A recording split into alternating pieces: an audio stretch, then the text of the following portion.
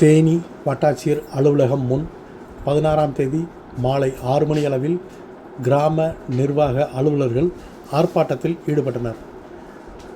தேனி வட்டாட்சியர் அலுவலகம் முன் கிராம நிர்வாக அலுவலர்கள் சங்க தேனி வட்டக்கிளை சார்பில் வட்டத் தலைவர் உமா மகேஸ்வரி தலைமையில் ஆர்ப்பாட்டத்தில் ஈடுபட்டனர். இந்த ஆர்ப்பாட்டத்தில் சிவகாசி தாலுகா கிராம நிர்வாக அலுவலரையும் கிராம உதவியாளரையும் கண்மூடித்தனமாக தாக்கிய சமூக விரோதி கூடலிங்கத்தை கைது செய்யாத காவல்துறையை கண்டித்து கண்டன கோஷங்கள் எழுப்பினர்.